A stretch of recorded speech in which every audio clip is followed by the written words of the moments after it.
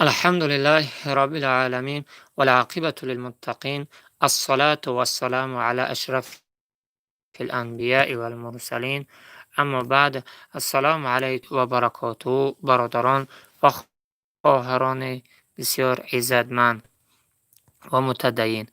امروز هم که باشد بنده تصمیم گرفتم مسئله هایی رو که بسم شما انشاءالله میرسانم به حد مسئله های مهم است. حتی خودی بنده وقتی کتاب نظر میکنی بعضی مسائلش نو به چشم میغلطه که این مسئله ها این گونه بوده است. به این خاطر هر برادر هر خواهر که این مسئله امروز مسئله هایی که در بیان این نکاح کردن با آنها جایز نیست به سمع شما میرسون. انشاءالله هر برادر هر خواهری که نوار رو گوش میکنه با خود یک برداشت میکنه. ممکن خیلی مسئله هایی هسته که امروزه ما و شما دونیم، بعد شنیدن این انشاءالله با خود برداشت میکنیم. از خدا امید دارم. به این خاطر کوشش کنید که عزیزان دل در زندگی از مسئله های دینی برخوردار باشه تا که هم دنیا آباد و هم آخرت. به خاطر که مسلمان چقدر زیرک باشه، چقدر دین آگاهی داشته باشه، هموقع نزد پروردگار هدایت یافت میشه اگر تقوا را پیشه خود کنه. الله متعال همه ما و شما را هم در گوش کردن و هم در عمل کردن نصیب و روزی بگردانه. به خاطر که امروزه مسئله هایی هست که اکثریت همین سوال ها در جامعه میشه و که نکاح به همین درست هست یا نیست. امروز هم که باشد انشاءالله تصمیم گرفتم همون مسئله ها را به سمع شما میرسانم با خود برداشت کنیم. پیش از آغاز صحبت عزیزان دل، اول موضوع را از نکاح صیغه، یعنی در اهل تشیع صیغه میکنن، آیا صیغه درست هست از در نزد اهل سنت و جماعت؟ اهل سنت و جماعت گفته اون کسایی را میگن که مقصد چکو هستن پیروی به 4 مذهب هستن و مجتهدی با مطلق های هستن که اونها را هم اهل سنت و جماعت میگن. به همین خاطر از دیدگاه اهل سنت و جماعت اینها درست هستن یا نیستن به سمع شما میرسانم. مسئله 1173 نکاح موقت، یعنی در نکاح قید می نمایند که این زن رو چند ماهیه یا چند روزه یا چند ساعته به نکاح تو دادم، این رو صیغه می نمایند و مطابق مذاهب اهل سنت صحیح نیست. همین درست نمیشه. مثلا چند روز همون زن نکاح میکنه یا چند شب یا چند به این مقدار پول نکاح میکنن، همینها مقصد موقتی وریم نبگیم به عرصی میگن، همین نکاح صیغه درست نیسته. مسئله 1174 نکاح به لفظ اجاره. پیش از این موضوع را دانش صحبت کردن. نکاح موقت در اول اسلام بود، بعدا منسوخ شد. بعدا چی شد؟ منسوخ شد. حتی حضرت عمر رضی الله عنه خودش از بالای منبر ایرا به آواز بلند اعلام کرد که چی؟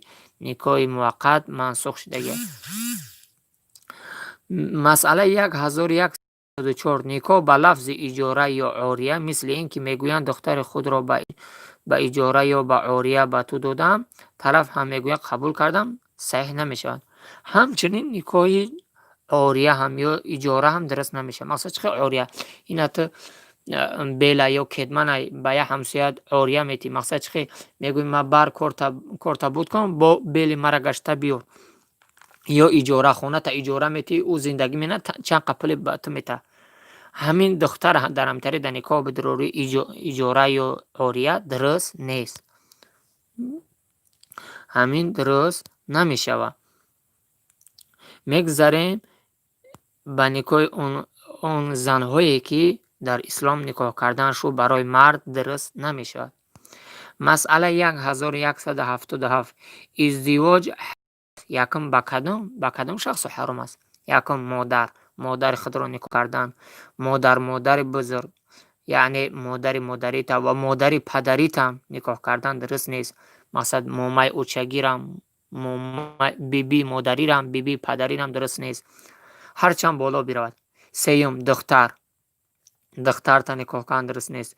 دختر تا بگیم با نواسط نکاح کردن درست نیست. و دختر پسر، دختری با ای پسرت که پسرت با دختر دار میشه او هم نکاح کرد، او برای تو درست نیست. چند پایین برود یعنی تو در همو نواسای خود در نکاح خود در آوردن درست نیست. پنجم خواهر خود گفتن درست نیست. ششم دختری خواهر، همو خواهرت بود دختر داره او را نکاح داده درست نیست. و دختری برادر داری برادر دختر داره نکاح او هم داده درست نمیشه هرچند پایین برود. هفتم عمه تا نکاح کرد. هشتم خاله تا نکاح کردن درست نیست. نهم مادر زن با دخترش جماع کرده و چی جماع نکرده به معنی اینکه زن رو عقد نموده مادرش بر او حرام ابدی میگردد. زن در نکاح خود که در آوردی مادرش بطن حرام ابدی میگردد هرچند قای او خانه‌داری کردگی باشه قای او دختر یا نکردگی باشه در نکاح که در آوردی مادرش بطن چی میشه حرام میشه یعنی خشتما. دهم دختری زن یا زنه که در نکاح خود در آوردی که دختر داره دخترش حرام میشه اگر با مادرش جماع کرده باشد و اگر مادرش رو عقد کرد جماع کرد طلاق داد میتواند دخترش رو ازدواج نماید. لیکن مادرش در نکاح خود در آورده است دخترش در آوردن میتونه لیکن مادرش طلاقش داد بعدا دخترش گرفت میتونه. 12 زن پدر یعنی ماینده را نکاح کردن درست نیست و زن در پدر هر چند بالا برود یعنی بابی دی زن داره زن بابی هم گرفتن میدونی. 12 زن پسر کلین تا نکاح کردن درست نیست و زن پسران پسر یعنی نواسه ها تا زناشا نواسه بچگی تا کلیناشا نکاح کردن درست نیست. 13 مادر رضاعی زنی که شخصی رو شیر داده مادر رضاعی را نکاح کردن درست نیست. خواهر رضاعی ای همون زنی که خوردی دختر او برای تو نکاحش حرام است با دختری که از پستون یک زن شیر نوشیدن. تزکیه لازم است انا که نگاه که مسئله را چه بیان میکنه تزکیه لازم است میگه تزکیه لازم است حرمت ثابت شده در مورد برادر و خواهر چی عیانی و چی علاتی و چی اخیافی باشند یکسان است. منظور از اعیانی این است که از یک پدر و مادر باشند. اعیانی ای که یک پدر یک مادر باشند نکاح بته مقصد این می بگیم یک پدر یک مادر کشید خواهر برادر بته میشه نکاح درست میشه.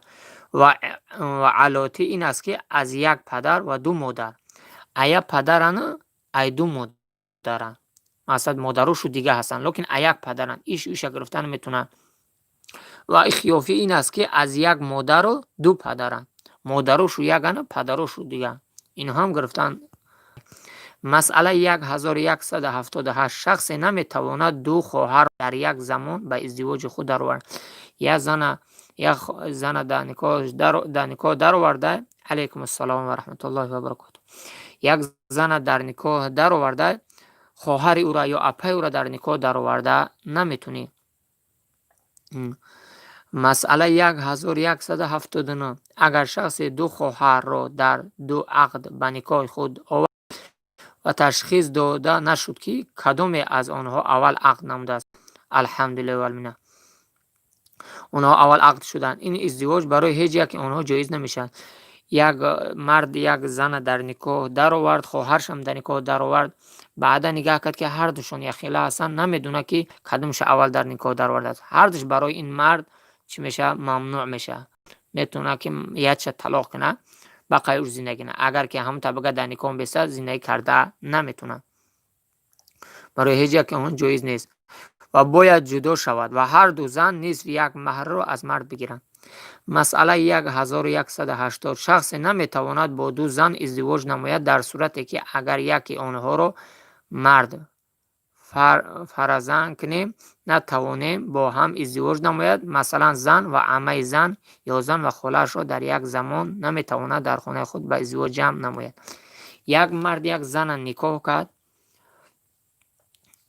نمیتوند با خاله همو زن بگیره یا عمه همو زن بگیره یا اپشه یا خوارشه یا مادرشه گرفته نمیتوند یعنی که اگر فرضاً کردیم این زن طلاق کرد بعدا خاله او را بگیم عمه او را گرفته میتونه خواهر او را گرفته میتونه مادرش نه که نمیتونه. لکن خاله و عمه و اینهاش هم میتونه، مادرش هم نمیتونه داخل. مسئله 1181.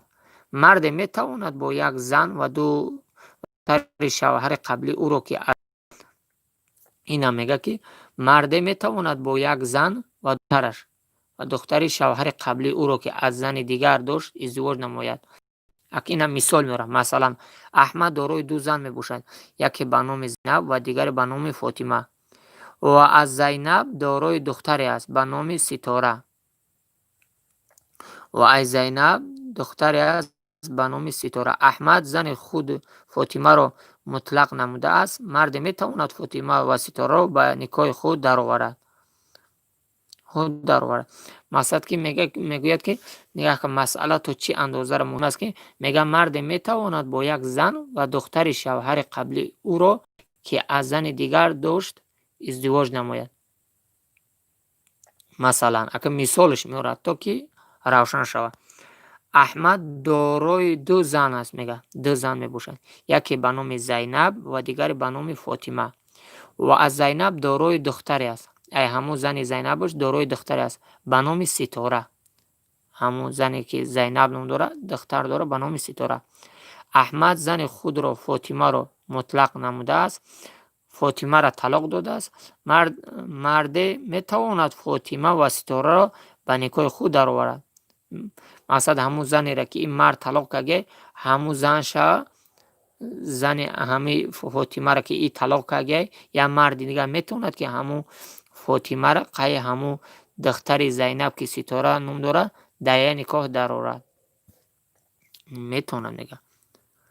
مسئله 1180. اگر کسی با زن زنا کرد، مادر و دختر آن زن بر او حرام میگردد. نگه که این مسئله را اکثریت ما نمیدونیم. اگر کسی میگه با زن زنا کرد، میگه مادر و دختر آن زن بر او حرام میگردد. هم مادرش هم دخترش با او مرد حرام میگردد، دیگه او را نکاح کردن نمیتونه. مسئله را اکثریت ما نمیدونیم. مسئله 1180. اگر کسی به شهوت زن را دست کشید و آلت آن زن تحریک شد، مادر و دختر آن زن بر او حرام می شود. یا بگیم که همون زن چکو کرد، به طریق شهوت دست کشید، مساجش کرد، تنه همون زن قپید، مالید، همون زن چکو کرد، تحریک شد، زن بگیم که حالتش دیگرگون شد، شهوتش همون زن بالا کشید، همون زن بگیم هم مادرش هم دخترش به این مرد حرام میگرده. مسئله 1184. اگر کسی به نظر شهوت به داخل فرج زن نظر کرد، مادر و دختر زن بر او حرام می شود. یک مرد به طرف یک زنی که به بلوغت رسیدگی بود، زنی که دختری که به بلوغت 9 ساله بالا بود، درون همون فرج همون زن نظر کرد، اگر همون زن بگیم که مادرش هم دخترش به این مرد حرام میگردن. یعنی این مرد نمیتونه که دختر او را یا بگیم که مادر او را بگیره، نمیتونه. اگر چند طلاق هم که یک زن در نکاحش نیست، بیگونه هست، یک زن به طریق شهوت زنا قطعی بگیم درون همون فرج زن نظر کرد، همون زن بگیم هم مادرش هم دخترش به این مرد چی میشه؟ حرام میگرده. تزکیه مهم است. انا که همون مسئله را شرح میده که تو چه قدر مهم است. تزکیه مهم است. جوان مسلمان مواظب باشد که مادر عیال خود را پشت سر خود بر اسب یا آلغا یا موتور سیکلات سوار ننماید، یا دست خود را به جان آنها نکشد که چنانچه در این مورد برای آنها خوشایند و تحقیق آلت پیش آید، عیال آنها بر آن حرام می شود. اینا نگاه کده مسئله را چخی برادرها نگاه که عجیب میگوید.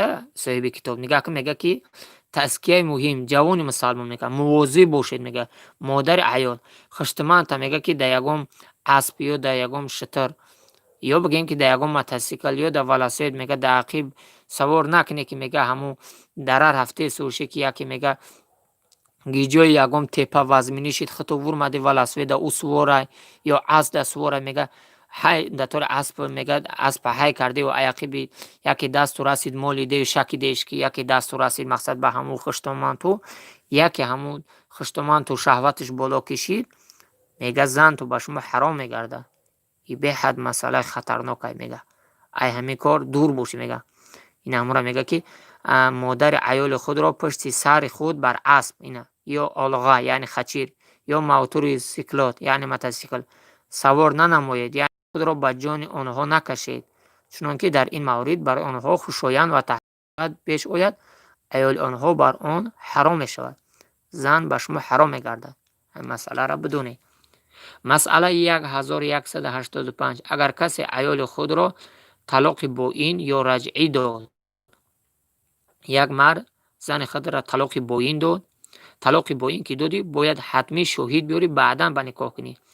یا طلاق رجعی داد. طلاق رجعی همی زن ایدر بیرون کردی با زن اومد بخشش پرسید قچاقشکا یک مچکش کردی با درست میشه. یه طلاق رجعی میگن یعنی رجوع کردن.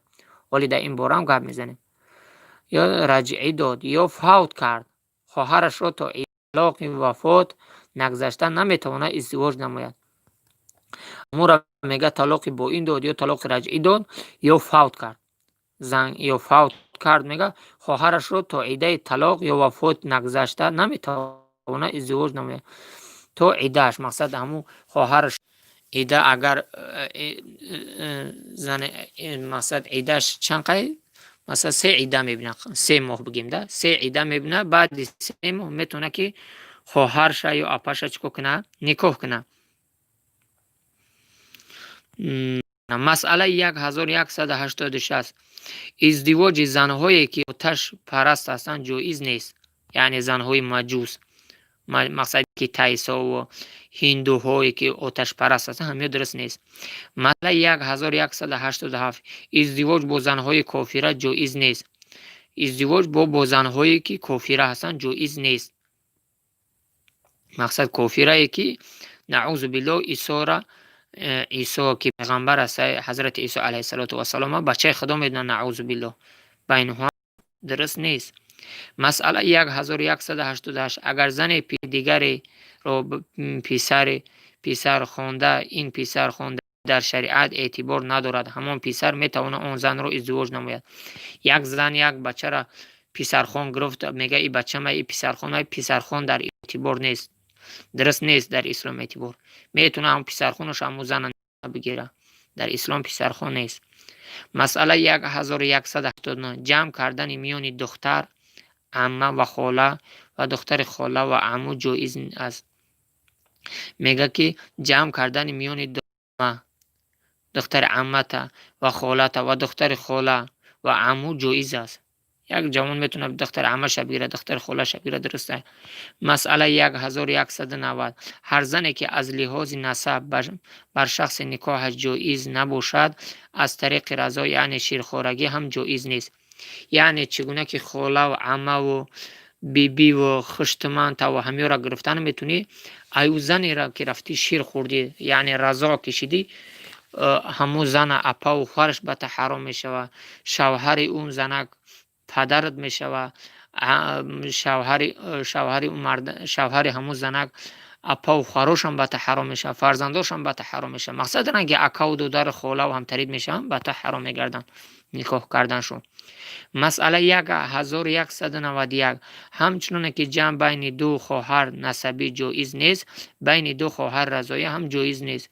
چگونه که اپا و خواهر در نکاح خود در آوردن نمیتونی دیا نکاح یعنی خواهر شد نکاح کرده اپاش نکاح کنه میتونی تا وقتی طلاق نکنی یا اپاش نکاح کرده خواهر شد نکاح کنه میتونی در رضا هم همیت هسته هر چه در یک نکاح در آوردن نمیتونی. مسئله 1192 ازدواج زن طلاق داده شده یا زنی که شوهرش فوت نموده بیش از گذشتن عدت طلاق و فوت جایز نیست. میگه همون ازدواج زن طلاق داده شده یک زن که طلاق داده شده است یا شوهرش فوت نموند پیش از گذشتن عدت طلاق و فوت جایز نیست. اگر طلاقش داده باشه شوهرش زنده باشه 3 حیض میبینه یا اینکه شوهرش مردگی باشه 4 ماه 10 روز چی صبر میکنه بعد 4 ماه 10 روز میتونه که کدام مرد نکاح کنه درسته. تا 4 ماه 10 روزه درست نیست. مثلا 1193 مردی که 4 زن در خانه دارد نمیتواند زن پنجم را نکاح کند. البته اگر یکی از 4 زن را طلاق داد و عده‌اش گذشت میتواند زن دیگر را نکاح کند. 4 زن دارد، پنجم در نکاح در آوردن میتوند تا وقتی که یک طلاق کنه عده‌اش بگذره. حالا 1194 نکاح دختر سنی به مردی که معتقد به تحریف و کم زیادتی قرآن باشد یا حضرت عایشه صدیقه ام المؤمنین رضی الله عنها را متهم بداند یا صحابه حضرت ابوبکر صدیق رضی الله عنه را منکر باشد جایز نیست. اینا برای اهل تشیع، برای اهل تشیع میگن نکاح دختر سنی به مردی که معتقد به تحریف و کم زیادتی قرآن باشد یا حضرت عایشه صدیقه ام المؤمنین رضی الله عنها را متهم بداند یا صحابه حضرت رضی الله عنه منکر باشد جایز نیست. یعنی شیعه را، دختر صنعی شیعه را گرفتن میتونه یا بچه صنعی دختر شیعه که همین اعتقاد داره نکاح درست است. از اکثریت هستن که بعضی شیعه بعد هستن که همین عقیده را دارن. مسئله 1195 نکاح دختری که معتقد به تحریف قرآن مجید باشد. اینا نکاح دختر اکو اوجا دختر سنی بده بچه شیعه بده، انکوز بچه سنیه دختر شیعه. نکاح دختری که معتقد به تحریف قرآن مجید باشد یا حضرت عایشه صدیقه رضی الله عنها متهم میداند یعنی که منکر حضرت صدیق اکبر رضی الله عنه است جایز نیست. او هم نکاح درست نیست. یعنی دختر شیعه ام المؤمنین ازواج مطهرات را گپای قبیح بگوید یا دیگر گپای حرام بگوید جایز نمی شود. میگذاریم در مسئله نکاح فضولی. نکاح فضولی چی را میگن؟ بسیاری برادران نکاح فضولی را نمیدونن. خوب جوه کنید به سمع شما میرسانم نکاح فضولی را. مسئله 1175 اگر زن و مردی را بدون اجازه آنان برای یکدیگر عقد کنند. مختصرش بگم نکاح فضولی نکاح را میگن که یک موی سفید، یک بابی، یک پدر کلونسال یک نواسه بگیم که دختریشه به نواسه بچگیش میبخشه. یعنی همو بابی بگیم یک دختر دارد، دخترش یک دختر دارد، نواسه دختریشه در نواسه بچگیش گوره بندون مینن، گوره بخشیش در خدمت هسته کو. یا بگیم ای بچهش دخترش در این نواسه بچگیش میبخشه، همو بگیم که بابیشو میبخشه. همونها هم تکلون میشوند. همون دختر هم بچه اگر روزی باشه که زندگی کنیم به همون دختر بچه روزیه که ما هم دختر قطع زندگی کنیم دختر هم روزی هسته به همون عقده که بابیشو کردگی هسته گوره بخشیشو کردگی درسته زندگی کنن. لیکن اگر که به بلوغت رسیدن به عقل شدن روزی که نباشن نزد قاضی میرون چکور میکنن قاضی جداشو میکنن. همون میگه که نکاح فضولی است. اگر زن و مرد بعد از فهمیدن گفتن روزی هستیم این عقد جایز است و اگر گفتن روزی نیستیم جایز نمیشه میرن پیش قاضی جداشو میکنه. مختصر با شما گفتم. اگه با یک مسئله دیگه مسئله 1176 اگر کسی به دیگری دستور داد که دختر صیغه‌اش رو به نام ام گلسوم برای مجید عقد کند و آن شخص در حضور خود و پدر و یک شاهد دیگر نکاح را جاری نمود جایز است چون در حقیقت پدر نکاح دهنده می شود و وکیل شاهد حساب می گردد با اون شاهد و دو شاهد تکمیل می شود. این مسئله که دیروز والله علم اگر خطا نکنم برادرها سوال کرده بودن همون مسئله اگر کسی به دیگری دستور داد چی دستور داد دخترش رو صیغه‌اش رو به نام ام گلسوم برای مجید عقد کند. یک پدر اومده چیکار کرد همون تنفسی دخترش بگیم ده با ام گلسوم مجید عقد کند با مجید عقد کند یعنی بخشش و شخص در حضور خودش پدرش و یک شاهد دیگر یعنی پدرش تا نفسی دخترش بخشید پدر همون دختر یک شاهده همینجا میگه نکاح درست میشه میگه بله درست میشه نکاح جاری نمود جایز است میگه نکاح چون در حقیقت پدر نکاح میگه دهنده میشود نکاح دهنده میشه وکیل شاهد حساب میشود میگردد اون شاهد دو شاهد تکمیل میشود. همین همون پدر که ورد نفس دخترش که بخشید میگه او پدر که خود شهید میشه و جبو یک شهیدی دیگه هسته میگه همون چی میشه؟ نکاح درست میشه. در اینجا موضوع خود را به خاتمه میرسانم انشاءالله که کم که باشد انشاءالله به خود نفع دارد. هر برادر هر خواهر که انشاءالله گوش کند به خود یک برداشت میکنند. از الله مهربان خواهانی هستم که پروردگار مهربان محبت ایمان و اسلام و توحید در زندگی ما همیشه زیاد بگردد. پروردگار مهربان همه ما مسلمان ها را